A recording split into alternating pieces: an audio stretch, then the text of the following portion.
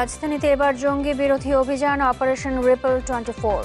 আত্মঘাতী গ্রেনেডে নিহত 2 জন, 2 শিশুসহ 2 নারীর আত্মসমর্পণ। বিচার বিভাগ নিরপেক্ষ রাখতে তত্ত্বাবধায়ক বাতিল, যথাসময়ে সাক্ষী হাজিরে ব্যর্থ হওয়ায় বাড়ছে মামলা জট, বললেন প্রধান বিচারপতি। নারায়ণগঞ্জে বাহ্যিকভাবে সুষ্ঠু ভোটকে আংশিক বিজয় হিসেবে দেখছে বিএনপি, চাইলেই ভালো নির্বাচন সম্ভব, বলছে ইডব্লিউজি। খ্রিস্টানদের সবচেয়ে বড় ধর্মীয় উৎসব শুভ বড়দিন কাল, গির্জায় গির্জায় শেষ মুহূর্তের প্রস্তুতি, নীরব গাইবান্ধার সাঁওতাল পল্লী। বড়দিন আমরা খুবই অশান্তির মধ্যে আছি, যেহেতু আমরা আমাদের খোলা আকাশের নিচে আমরা জীবনযাপন করতেছি, অতি কষ্টে, কাজ নয়, কর্ম নাই।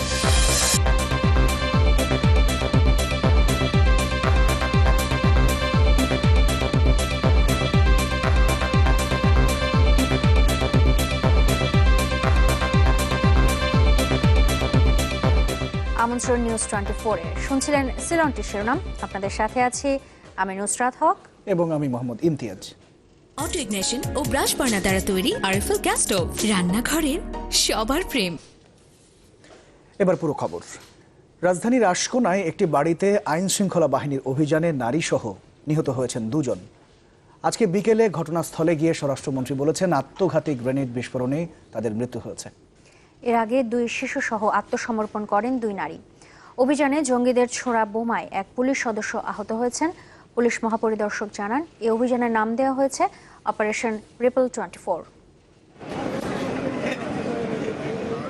রাজধানীর দক্ষিণখানের আশকোনা, নিরিবিলি আবাসিক পরিবেশ অন্তত খালি চোখে দেখে সেটি মনে হবে। সেখানে একটি বাড়িতে আত্মগোপনে বিভিন্ন জঙ্গি হামলায় অভিযুক্ত নিহত অবসরপ্রাপ্ত মেজর জাহিদের স্ত্রী ও তাদের সন্তানসহ বেশ কয়েকজন। এমন খবরে শুক্রবার গভীর রাত থেকেই ওই এলাকা ঘিরে ফেলে আইনশৃঙ্খলা রক্ষাকারী বাহিনীর সদস্যরা। পুলিশের সন্ত্রাস বিরোধী বিশেষ সংস্থা কাউন্টার টেরোরিজম ইউনিটের নেতৃত্বে চলায় অভিযানে যোগ দেয় পুলিশের বিশেষ বাহিনী সোয়াত। তারা 90 জেএমবি সদস্য বলেই আমাদের কাছে গোপন সংবাদ রয়েছে, তো সেই ভিত্তিতেই আমরা আসলে সেই বাসাটি ঘেরাও করেছি। শুরুতে তারা আত্মগোপনে থাকা জঙ্গিদের আত্মসমর্পণের আহ্বান জানায়। প্রথমে তারা অস্বীকার করলেও পরে শিশু সহ 2 নারী ওই বাড়িটি থেকে বেরিয়ে আসে। পুলিশ জানায়, তারা নিহত জঙ্গি অবসরপ্রাপ্ত মেজর জাহিদের স্ত্রী শিলা ও তার মেয়ে এবং পলাতক জঙ্গি মুসার স্ত্রী ও তার সন্তান।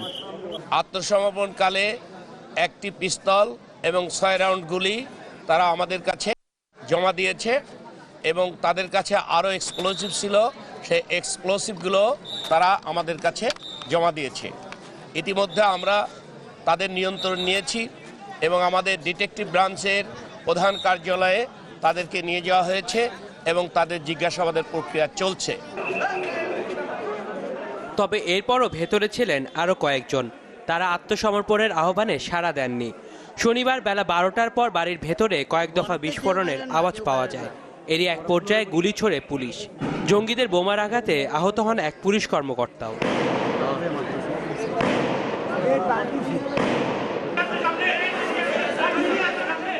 এর মধ্যেই সেখান থেকে 7-8 বছরে একটি মেয়েকে উদ্ধার করে হাসপাতালে নেওয়া হয়। ঘটনাস্থলে পৌঁছে আইজিপি সাংবাদিকদের জানান, এক নারীর আত্মঘাতী গ্রেনেড বিস্ফোরণে নিহত হন 2 জন। রিপল 24 এটা একটা সাকসেসফুল অপারেশন হয়েছে। এখানে 3 জন শিশু সহ মোট 7 জন ছিল, 4 জন জঙ্গি এবং তাদের শিশু সন্তান ছিল। যারা সায়ানরা হয়েছে এদের মাধ্যমে কথাগুলি বের করে তথ্য নিয়ে তারপর প্রকৃত পরিচয় পাওয়া যাবে। বিকেলে অভিযান আনুষ্ঠানিকভাবে সমাপ্তি ঘোষণা করেন স্বরাষ্ট্রমন্ত্রী। এখনো আমরা কেউ ওখানে যেতে দিচ্ছি না। এগুলো পর্যায়ক্রমে আমাদের যে এসওপি আছে, এসওপি অনুযায়ী এই পরবর্তী কার্যক্রমটা শেষ হবে। তবে এখনকার আজকের যে অপারেশনের মানে পরিসমাপ্তি ঘটেছে। সাজিদ হক, চ্যানেল 24, ঢাকা। দর্শক, এই বিষয়ে সবশেষ খবর জানাতে আশকোনা থেকে সরাসরি যোগ দিচ্ছেন সহকর্মী ফয়সাল হোসেন। ফয়সাল, বিকেলে তো স্বরাষ্ট্রমন্ত্রী যখন অভিযানের সমাপ্তি ঘোষণা করা হয় তখন বলেছিলেন বাড়ির ভেতরে অনেক গ্রেনেড ছড়িয়ে আছে, তো সেগুলো কি নিষ্ক্রিয় করা হয়েছে কিনা আপনার কাছে জানতে চাই।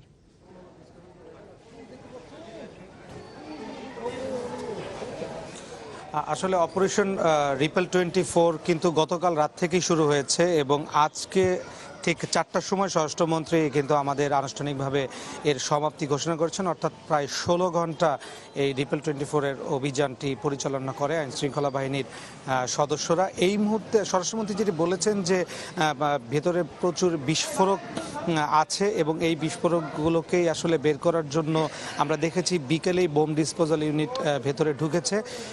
এই মুহূর্তের আসলে খবরটি হচ্ছে ভেতরে একটি অ্যাম্বুলেন্স কিছুক্ষণ আগে প্রবেশ করেছে।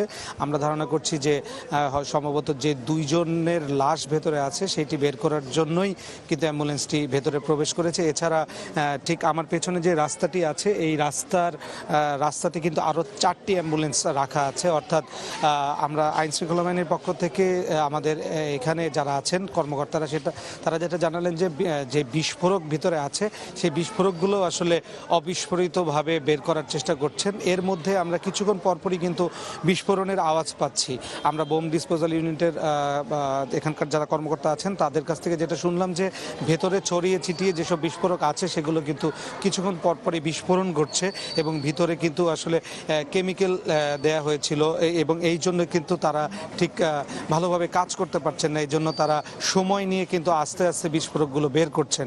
আর যেহেতু বিস্ফোরকগুলো ছড়িয়ে ছিটিয়ে আছে সেই কারণে তারা ঠিক এখানে যারা ফায়ার ব্রিগেড আছে তারাও ঠিক মতো কাজ করতে পারছেন না। তবে আমরা ধারণা করছি হয়তো কিছুক্ষণের মধ্যেই বিস্ফোরকগুলো বের করা হবে আর যে 2 জনের লাশ ভেতরে আছে সেই লাশগুলিও বের করা হবে। তবে কখন বের করা হবে বা কতক্ষণ লাগবে এই ব্যাপারে আমরা এখানে যারা সংবাদ মাধ্যম কর্মী আছি তাদের কাছে সুনির্দিষ্টভাবে ওই তথ্য নেই আসলে।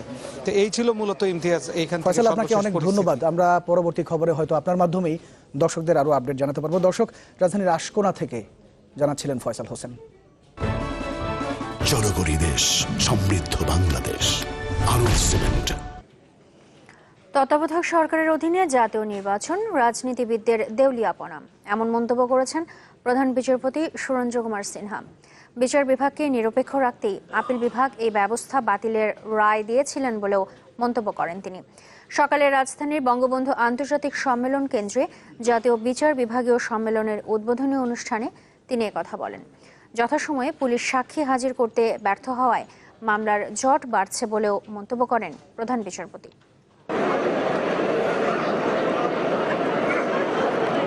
দেশের সব বিচারকদের নিয়ে দ্বিতীয়বারের মতো সুপ্রিম কোর্টের আয়োজনে 2 দিনব্যাপী বিচার বিভাগীয় সম্মেলন, যেখানে উঠে আসে বিচার বিভাগের পাওয়া না পাওয়ার নানা কথা। সুপ্রিম কোর্টের বিচারকদের বসার অ্যাকোমোডেশন সংকট রয়েছে। প্রধান বিচারপতি বলেন, তত্ত্বাবধায়ক সরকারের নামে সাবেক বিচারপতিদের নিয়ে রাজনীতি শুরু হয়েছিল, তাই বিচার বিভাগকে নিরপেক্ষ রাখতেই সে ব্যবস্থা বাতিল করা হয়। তার মতে, নিরপেক্ষ নির্বাচন দিতে না পারা রাজনীতিবিদদের দেউলিয়াপনা। একটা গণতান্ত্রিক সরকারে দেশে 5 বছর শাসন করতে পারবে, দেশ চালনা করতে পারবে, কিন্তু একটা স্বাধীনভাবে নিরপেক্ষভাবে কোনো নির্বাচন দিতে পারবে না। এইটা রাজনীতিবিদদের জন্য দেউলিয়াপনা। আদালতে আসামি আনার সাথে সাথেই পুলিশের রিমান্ড আবেদন নিয়ে সাবেক প্রধান বিচারপতি মাহমুদুল আমিন চৌধুরী বলেন, কথায় কথায় এমন রিমান্ডে নেওয়া আইন বিরোধী। তার সাহসী উচ্চারণ, কারো কথায় নয়, বিচার করতে হবে আইনের মাধ্যমে। আমরা ডান বাম কিছুই না দেখে পুলিশের কথায় রিমান্ড দিয়ে দিই কেন? Why this? আমরা কি পুলিশকে বলতে পারি না, জিজ্ঞেস করতে পারি না, তোমাদের ডায়েরি নিয়ে আসো, কি কারণে তোমরা তাকে রিমান্ড চাও? আর রিমান্ড ও জামিন প্রসঙ্গে প্রধান বিচারপতি বলেন, আপিল বিভাগ এ বিষয়ে নির্দেশনা দিয়ে দিয়েছে। তার আশা, এতে পুলিশের জোর করে স্বীকারোক্তি আদায় বন্ধ হবে। একই সুর আপিল বিভাগের জ্যেষ্ঠ বিচারপতি আব্দুল ওয়াহাব মিয়ার কণ্ঠেও। আপিল বিভাগ সর্বোচ্চ একটা রায় দিয়েছেন রিমান্ডের উপরে। এই রায়টাকে ফলো করলেই আমার মনে হয় অনেকখানি সমস্যার সমাধান হয়ে যাবে। সাক্ষী না আসবে, ওয়ারেন্ট ইস্যু করবেন। ওয়ারেন্ট ইস্যু করে না আসলো আপনারা মামলা করে দেবেন, না আসে সাক্ষী জাতি করে দেবেন। আমরা দায়িত্ব নেব না। আর্টিকেল 109 অনুসারে সুপ্রিম কোর্টের উভয় বিভাগ নিম্নদের তত্ত্বাবধানের ক্ষমতা রাখে এবং as per article 111 you are bound to follow the law declared by the appellate division. বিচার বিভাগ ও নির্বাহী বিভাগের দ্বন্দ্বের আঁচ বেশ স্পষ্টই ছিল বিচারকদের সবচেয়ে বড় এই মিলন মেলায়। শুরুতে সম্মতি দিলেও শেষ পর্যন্ত সম্মেলনে যোগ দেননি প্রধানমন্ত্রী শেখ হাসিনা। আর অসুস্থতার কারণে আসেননি আইনমন্ত্রীও, ছিলেন না আইন মন্ত্রণালয়ের 2 সচিবও। মাসুদুর রহমান, চ্যানেল 24, ঢাকা। বিএনপি মহাসচিব মির্জা ফখরুল ইসলাম আলমগীর বলেছেন, নারায়ণগঞ্জে বাহ্যিকভাবে সুষ্ঠু ভোট করতে বাধ্য হয়েছে নির্বাচন কমিশন, আর এটি বিএনপির আংশিক বিজয়। সকালে বঙ্গবন্ধু শেখ মুজিব মেডিকেল বিশ্ববিদ্যালয়ে নাগরিক ঐক্যের আহ্বায়ক মাহমুদুর রহমান মান্নাকে দেখতে গিয়ে সাংবাদিকদের কথা বলেছেন তিনি। ফখরুল জানিয়েছেন, ফলাফল নিয়ে তাদের তদন্ত শেষে নারায়ণগঞ্জ সিটি নির্বাচন নিয়ে আনুষ্ঠানিক প্রতিক্রিয়া জানানো হবে। এই ইস্যুতে প্রধানমন্ত্রীর বক্তব্যেরও সমালোচনা করেন বিএনপি মহাসচিব। তিনি বলেন, স্থানীয় সরকার নির্বাচন দিয়ে জাতীয় নির্বাচনের ধারণা করা সঠিক নয়।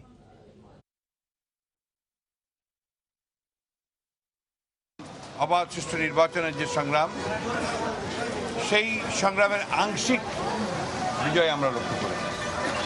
অর্থাৎ নির্বাচন কমিশন বাধ্য হয়েছে অন্তত বাহ্যিকভাবে একটা পরিবেশ বজায় রাখার জন্য। চাইলেই ভোট সুষ্ঠু করা যায়, নারায়ণগঞ্জ সিটি নির্বাচন তারই প্রমাণ। আগে এমন ভোট করা গেলে নির্বাচন কমিশন নিয়ে এত বিতর্ক হতো না। সংবাদ সম্মেলনে এই মন্তব্য করে 22টি নির্বাচনী সংস্থার সমন্বয়ে তৈরি ইলেকশন ওয়ার্কিং গ্রুপ। এতে বলা হয়, সকাল থেকে নির্বাচন সুষ্ঠুভাবে চলেছে। 96% কেন্দ্রেই লম্বা লাইনে দাঁড়িয়ে ভোট দিতে দেখা গেছে। এতে বিকেল 3টা পর্যন্ত ভোটের হার ছিল 56%, তবে মোট হারের তথ্য তাদের কাছে নেই। ইলেকশন ওয়ার্কিং গ্রুপ জানিয়েছে, এই নির্বাচনে কোনো ধরনের অনিয়মের অভিযোগ মেলেনি। এছাড়া প্রার্থীদের মাঝে ফল মেনে নেয়ার মতো মৌলিক পরিবর্তন এসেছে। আমরা আসলে বিকেল 4টার টেকো নুডলস, সময়ে অসময়ে সব সময়। খ্রিস্টানদের সবচেয়ে বড় ধর্মীয় উৎসব শুভ বড়দিন কাল। দিনটি পালনে নানা প্রস্তুতি নিয়েছেন খ্রিস্ট ধর্মের অনুসারীরা। রাজধানী সহ সারা দেশের গির্জাগুলোতে বিশেষ আলোকসজ্জা করা হয়েছে। বসানো হয়েছে ক্রিসমাস ট্রি ও প্রতীকী গোশালা। আজ রাতেই 2 দফা প্রার্থনা চলবে গির্জাগুলোতে। সকাল থেকে হবে বড়দিনের বিশেষ প্রার্থনা। গির্জা ছাড়াও রাজধানীর তারকা হোটেলগুলো সাজানো হয়েছে রঙিন সাজে। খ্রিস্ট ধর্মের প্রবর্তক যীশু খ্রিস্ট জেরুজালেমের বেথলেহেমে এই দিনে জন্মগ্রহণ করেন। তার অনুসারীদের বিশ্বাস, সৃষ্টিকর্তার মহিমা প্রচার ও মানবজাতিকে সত্য ও ন্যায়ের পথে পরিচালিত করতে জন্ম নিয়েছিলেন যীশু খ্রিস্ট। আগামীকাল সকাল 7টার সময়, আগামীকাল বড়দিন, আমাদের প্রথম খ্রিস্টজাগ হবে 7টার সময়, দ্বিতীয়টা হবে 9টার সময়। 9টার সময় যে প্রধান যাজক হবেন তিনি হলেন আমাদের নবনিযুক্ত কার্ডিনাল পেট্রিক ডি রুজারিও। বড়দিন উদযাপনের প্রস্তুতির খবর জানাতে রাজধানীর তেজগাঁওয়ে জপমালা রানীর গির্জা থেকে সরাসরি যোগ দিচ্ছেন নীল মাহবুব। নীল, জপমালা রানীর গির্জাতে কেমন দেখছেন বড়দিনের প্রস্তুতি, এবং আগামীকাল আসলে কি কি আয়োজন থাকছে তার কোনো আগাম যদি ধারণা দিতেন?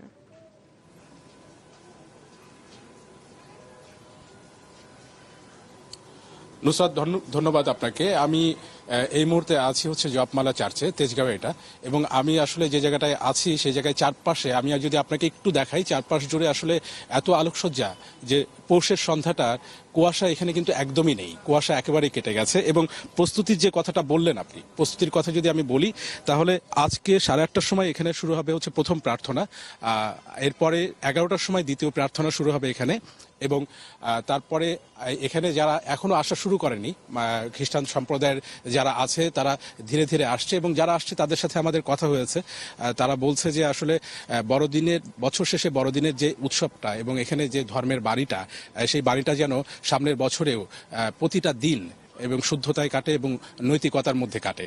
আর কালকের যে উৎসবের কথা, আমরা এখানে প্রধান যে ধর্মযাজক আছে আমরা তার সাথে কথা বলেছি, তিনি বলেছেন যে কালকে সকাল 7টা থেকে শুরু হবে প্রার্থনা। কালকে সারা দিনে তাদের 3টি প্রার্থনা হবে এবং 12টার মধ্যে তাদের ধর্মীয় যে আচার বিধি আছে সেগুলো শেষ হয়ে যাবে, এবং তারপর সারাদিনব্যাপী যেটা চলবে সেটা হচ্ছে যে পারস্পরিক সম্প্রীতি এবং আন্তরিকতার মাধ্যমে একটা মেলবন্ধন, সবার ভিতরে একটা আনন্দ ভাগাভাগি করে নেওয়া, ভালোবাসা ভাগাভাগি করে নেওয়া।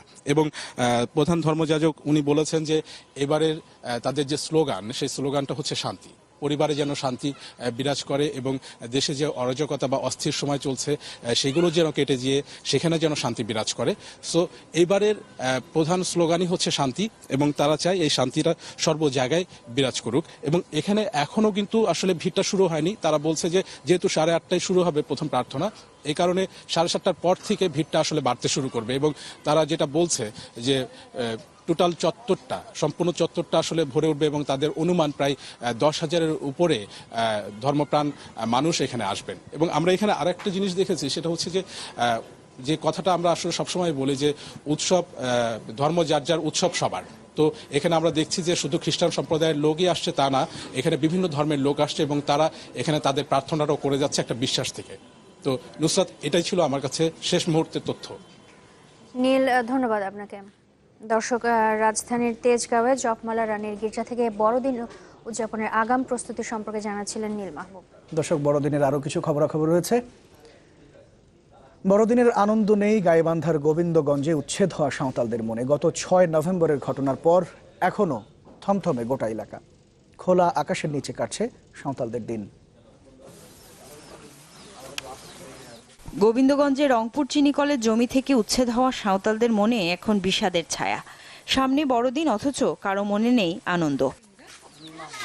প্রতি বছর বড়দিন সামনে রেখে সাঁওতাল পল্লী আনন্দে মেতে উঠলেও এবছর সেখানে কেবলই অনিশ্চয়তা। মানুষের দিন কাটছে খোলা আকাশের নিচে।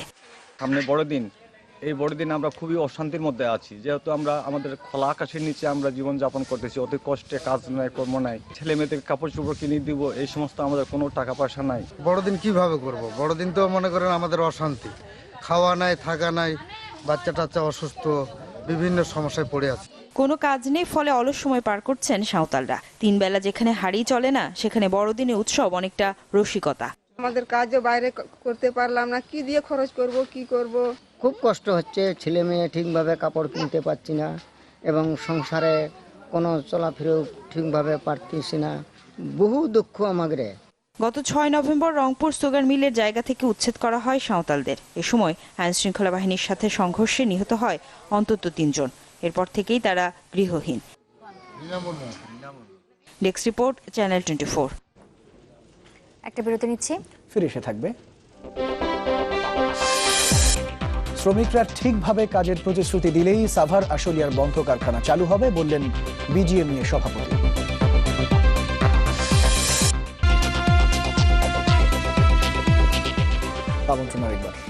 আপনারা দেখছেন নিউজ 24। নাগরিক ঐক্যের আহ্বায়ক মাহমুদুর রহমান মান্নার সাথে দেখা করছেন বিভিন্ন রাজনৈতিক দলের নেতারা। বিকেলে বঙ্গবন্ধু শেখ মুজিব মেডিকেল বিশ্ববিদ্যালয়ে তার সাথে দেখা করেন জাসদ নেতা আসম আব্দুর রব, বাসদের সাধারণ সম্পাদক খালিকুজ্জামান সহ বিভিন্ন রাজনৈতিক দলের নেতারা। এ সময় তারা মান্নার স্বাস্থ্য ও চিকিৎসার খোঁজ খবর নেন। গেল 18 ডিসেম্বর ঢাকা কেন্দ্রীয় কারাগার থেকে জামিনে মুক্তি পান তিনি।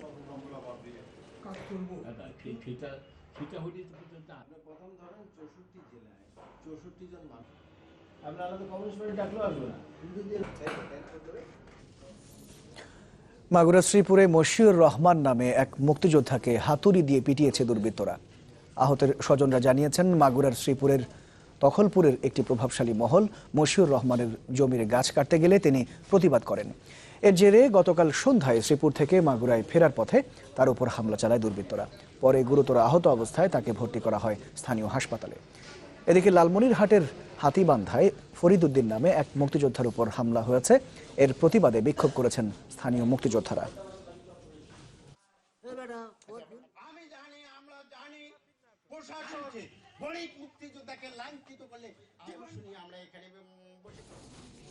শ্রমিকরা সঠিকভাবে কাজ করার প্রতিশ্রুতি দিলে সাভার আশুলিয়া এলাকার বন্ধ পোশাক কারখানা খুলে দেওয়া হবে, এমন মন্তব্য করেছেন পোশাক কারখানা মালিকদের সংগঠন বিজিএমইএর সভাপতি সিদ্দিকুর রহমান। দুপুরে রাজধানীর বিজিএমইএ ভবনে চেঞ্জ প্রকল্পের সমাপনী শীর্ষক সংবাদ সম্মেলনে তিনি বলেন, শ্রমিকরা কাজের প্রতিশ্রুতি দিলে সরকারের সাথে আলোচনা করে কারখানা চালু করা হবে। তার দাবি, শ্রমিকরা পোশাক শিল্পের প্রাণ, তাদের জন্য মালিকদের আন্তরিকতার কোনো ঘাটতি নেই, কিন্তু এক শ্রেণীর স্বার্থান্বেষী মহল বিভিন্ন সময়ে নানা সমস্যার সৃষ্টি করে। এই বিভ্রান্তিতে না পড়ে আমি সবাইকে বলবো, কাজে যোগদান করুন। সবাই যদি বলে যে কাজ করবে ঠিক মতো, তাহলে আমরা ফ্যাক্টরি খুলে দেব। সরকারের তরফ থেকে, শ্রমিক পক্ষ থেকে যদি বলা হয়, তখন আমরা ফ্যাক্টরি খুলে দেব। আগামী 5 বছরে নতুন করে 20,000 লোকের কর্মসংস্থান সৃষ্টির ঘোষণা দিয়েছেন এফবিসিসিআইর সাবেক সভাপতি ও হামিম গ্রুপের ব্যবস্থাপনা পরিচালক এ কে আজাদ। সকালে গাজীপুরের কালীগঞ্জে মুসলিম কটন মিলস উচ্চ বিদ্যালয়ের সুবর্ণ জয়ন্তী ও পুনর্মিলনী অনুষ্ঠানে তিনি এই ঘোষণা দেন। অনুষ্ঠানে মহিলা ও শিশু বিষয়ক প্রতিমন্ত্রী মেহের আফরোজ চুমকি আশ্বাস দেন 2018 সালের মধ্যে কালীগঞ্জের শতভাগ বাড়িতে বিদ্যুৎ পৌঁছে দেওয়ার। ঐতিহ্যবাহী শিক্ষা প্রতিষ্ঠান মুসলিম কটন মিলস উচ্চ বিদ্যালয়ের সুবর্ণ জয়ন্তী অনুষ্ঠানে শিক্ষার্থীদের ফুলেল শুভেচ্ছায় সিক্ত মহিলা ও শিশু বিষয়ক প্রতিমন্ত্রী মেহের আফরোজ চুমকি এবং প্রতিষ্ঠানের পরিচালনা পর্ষদ সভাপতি একে আজাদ। জাতীয় সঙ্গীতের সাথে জাতীয় পতাকা উত্তোলনের মধ্য দিয়ে শুরু হয় মূল আনুষ্ঠানিকতা। বিশেষ অতিথির বক্তব্যে একে আজাদ বলেন, গাজীপুর অঞ্চলে যোগাযোগ ব্যবস্থার উন্নয়ন হলে দেশি বিদেশি বিনিয়োগ বাড়বে। সেই সাথে আগামী 5 বছরের মধ্যে মুসলিম কটন মিলসে 20,000 কর্মসংস্থান সৃষ্টিরও ঘোষণা দেন তিনি। এই মিল আমরা আংশিকভাবে চালু করেছি, এখানে এখন 1500 লোক কাজ করছে। আগামী 1 বছরে এখানে 5,000 লোক কাজ করবে এবং আগামী 5 বছরে এখানে 20,000 লোক কাজ করবে ইনশাআল্লাহ।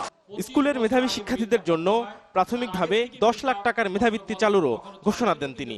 মইজুদ্দিন সাহেবের প্রতি শ্রদ্ধা জানিয়ে এই স্কুলে একটা মেধাবৃত্তি চালু করতে চাই এবং সেই ফান্ডে আমি প্রাথমিকভাবে 10 লক্ষ টাকা দেওয়া আমি অনুদান দিলাম এবং প্রতি বছর এখান থেকে 1 লক্ষ টাকা মেধাবী দরিদ্র ছেলেদেরকে দেওয়া হবে।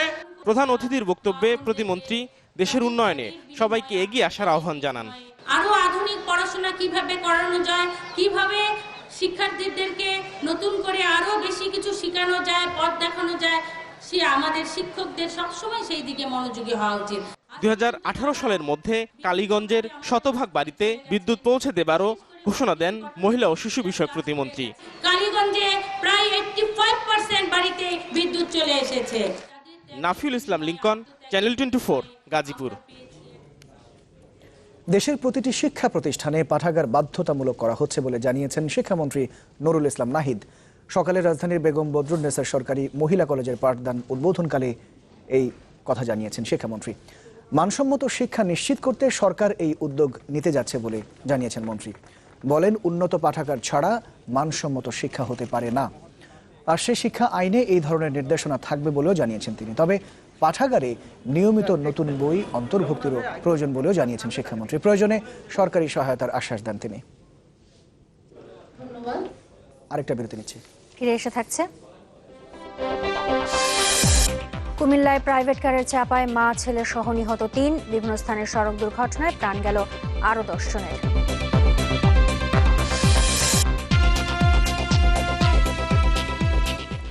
বিরতির পর আবারও ফিরে এলাম, দেখছেন নিউজ 24। দেশের বিভিন্ন স্থানে সড়ক দুর্ঘটনায় প্রাণ গেল 13 জনের। এর মধ্যে কুমিল্লার রায়পুরে মা ছেলে সহ নিহত হয়েছেন 3 জন। পুলিশ জানিয়েছে, দুপুরে মুন্সিগঞ্জের শ্রীনগরে 2টি বাসের মুখোমুখি সংঘর্ষে ঘটনাস্থলে মৃত্যু হয় 2 জনের। আহতদের উদ্ধার করে ঢাকা মেডিকেলে নেয়ার পথে মারা যায় আরও 1 জন। কুমিল্লার দাউদকান্দিতে একটি প্রাইভেট কার নিয়ন্ত্রণ হারিয়ে সড়কের পাশে দাঁড়িয়ে থাকা 3 জনকে চাপা দেয়। এতে ঘটনাস্থলেই মা ছেলে সহ 3 জনের প্রাণ যায়। এদিকে গাইবান্ধার গোবিন্দগঞ্জে প্রাইভেট কার নিয়ন্ত্রণ হারিয়ে নিহত হয়েছেন 2 জন। এছাড়া সাতক্ষীরা, জামালপুর, রংপুর ও শেরপুরে নিহত হয়েছেন আরও 5 জন।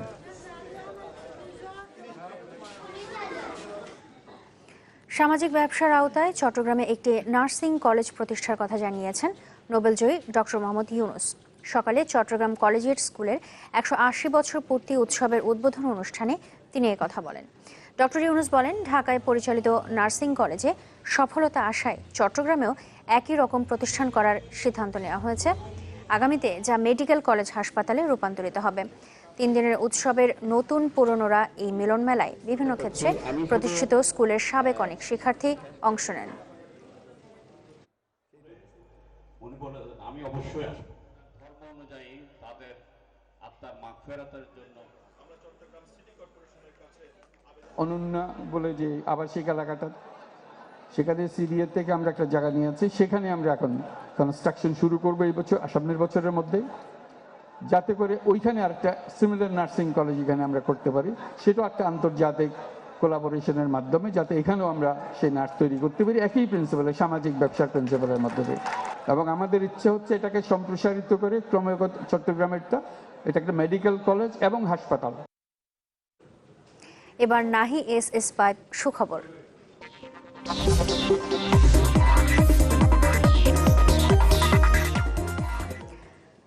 খেজুর গুড়, যা শীতের পিঠা তৈরির এক অনন্য উপকরণ। রাজশাহী অঞ্চলে পর্যাপ্ত খেজুর গাছ থাকায় সেখানে তৈরি হচ্ছে এই গুড়। স্থানীয় চাহিদা মিটিয়ে যা পাঠানো হচ্ছে দেশের নানা প্রান্তে। কৃষকরা বলছেন উৎপাদনের পাশাপাশি ভালো দামও পাচ্ছেন তারা। বিস্তারিত জানাচ্ছেন আবরার শাইর, ছবি তুলেছেন রায়হানুল ইসলাম। কুয়াশার চাদরে মোড়ানো শীতের সকাল, সূর্য উঠতে না উঠতেই খেজুর গাছ থেকে রসের হাড়ি নামানোর ব্যস্ততা। এরপর পড়িমড়ি করে গাছিরা ছুটছেন বাড়ির দিকে। সেখানে চলছে রস থেকে গুড় তৈরির প্রক্রিয়া। এ চিত্র রাজশাহীর পুঠিয়া, চারঘাট, দুর্গাপুর ও বাঘা উপজেলার প্রায় প্রতিটি গ্রামের। শীতের শুরু থেকেই গুড় তৈরির সাথে জড়িত থাকেন এই অঞ্চলের নারী পুরুষ সবাই। আমার নিজেদেরও আছে, অপরের গাছে প্যান্ডেল দেওয়া হয়। আদি যেমন হয়তো অর্ধেক একদিন আমি নিলাম, একদিন ওনাকে দেওয়া হলো। এটি রাজশাহীর বানেশ্বর বাজার। এই বাজারেই বেচাকেনা হয় গুড়। সপ্তাহের 2 দিন এখানে গুড় কিনতে আসেন ব্যাপারীরা। প্রতি হাটে অন্তত 10 টন গুড় এখান থেকে চলে যায় দেশের বিভিন্ন প্রান্তে। শীত যত হবে আপনার গুড়ের যত টেস্ট হবে তত আপনার গুড়ে আমদানি হবে। তো আমরা ঢাকা থেকে আসি, আর বিভিন্ন জায়গা থেকে লোকজন আসে, চিটং থেকে আসে গুড় এখান থেকে নিয়ে বিভিন্ন মোকামে বিক্রি করছে তারা। পাইকারি বাজারে প্রতি কেজি গুড় বিক্রি হয় 75 থেকে 80 টাকায়। শীতের এই সময়টায় গুড় বেচেই সংসার চলে গাছি পরিবারের। গত আপনার হাটেও আমরা 80 টাকা বেচেছি। বাজার গত বছর কম ছিল, এবার একটু বাজার ভালো আছে আর কি। কৃষকরা বলছেন গেল বছর খেজুরের গুড়ের দাম কম থাকলেও এবছর বেশ ভালোই দাম পাচ্ছেন তারা। আবরার শাইর, চ্যানেল 24, রাজশাহী। সেনাপতি, ওই বাচ্চাকে ওর আসল মার কাছে ফিরিয়ে দিন আর বন্দি করুন ওই মিথ্যেবাদিনীকে। বিশ্বাস ও ভালোবাসা কখনো হারে না, আপনিও হারবেন না। আপনার স্থাপনা ও ফার্নিচারে ব্যবহার করুন নাহি এসএস পাইপ। নাহি এসএস পাইপ, টাইমলেস বিউটি। সময় হলো আরেকটি বিরতির। এরপর জানাবো ভারতের 500 ও 1000 রুপির নোট বাতিলে প্রভাব পড়েছে বড়দিন উদযাপনে বিপাকে ক্রেতা বিক্রেতারা।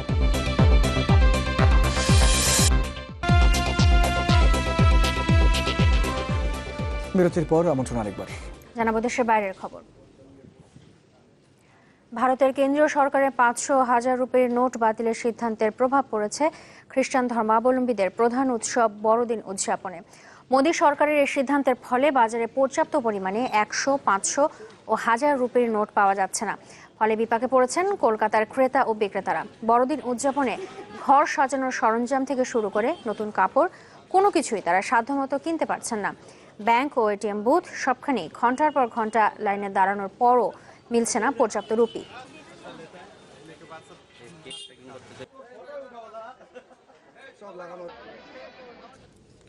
তুরস্কের সহায়তায় সিরিয়ার উত্তরাঞ্চলে অন্তত 68 আইএস জঙ্গিকে হত্যার দাবি করেছে সিরিয়ার বিদ্রোহীরা। শুক্রবার রাতে ওই অভিযান চালানো হয়। আলবাব শহরের কাছে আইএসের 141টি আস্তানায় হামলা চালানো হয়। এ সময় আইএসের একটি সামরিক সদর দপ্তর ধ্বংস করে দেওয়া হয়েছে বলেও জানিয়েছে তুর্কি সেনারা। সংঘর্ষে সিরিয়ার 2 বিদ্রোহী নিহত এবং তুরস্কের 3 সেনাকে আইএস ধরে নিয়ে গেছে বলেও জানানো হয়েছে। কয়েক সপ্তাহ ধরে আলবাব শহরটি অবরোধ করে রেখেছে তুর্কি সেনা সমর্থিত সিরিয়ার বিদ্রোহীরা। তবে গেল বুধবার দুপক্ষের সংঘর্ষে তুর্কি সেনা ও আইএসের 138 জন নিহত হওয়ার জেরে ওই এলাকায় সংঘর্ষ বেড়ে যায়।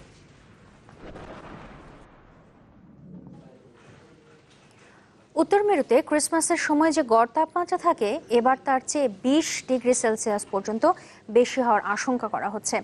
একে উষ্ণতা প্রবাহের নতুন রেকর্ড বলছেন বিজ্ঞানীরা। অক্সফোর্ডস এনভায়রনমেন্টাল চেঞ্জ ইনস্টিটিউটের গবেষণায় উঠে এসেছে এই তথ্য। সংস্থাটির প্রধান গবেষক ডক্টর ফ্রেডেরিক অটো বিবিসিকে বলেন, এ ধরনের তাপমাত্রা বৃদ্ধির ঘটনা খুবই বিরল। সাধারণত প্রতি 1000 বছরে উষ্ণতার এরকম পরিবর্তন হয়। বেশ কয়েকটি ভিন্ন ভিন্ন পদ্ধতিতে গবেষণা করে একই ফল পেয়েছেন বলেও জানান বিজ্ঞানীরা। জলবায়ু পরিবর্তনে মানব সৃষ্ট কারণগুলো উত্তর মেরু এলাকার গড় তাপমাত্রা বৃদ্ধিকে সরাসরি প্রভাবিত করছে এমন মত তাদের।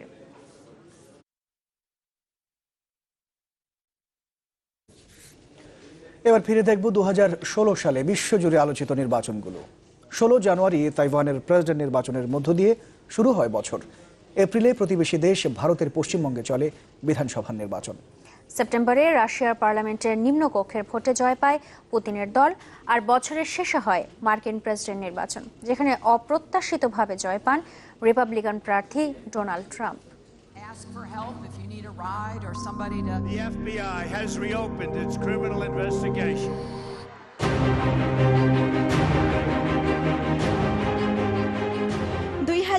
সালের 8 নভেম্বর বিশ্বের সবচেয়ে শক্তিশালী রাষ্ট্রের 45তম প্রেসিডেন্ট নির্বাচন করতে ভোট দেন যুক্তরাষ্ট্রের 12 কোটি ভোটার।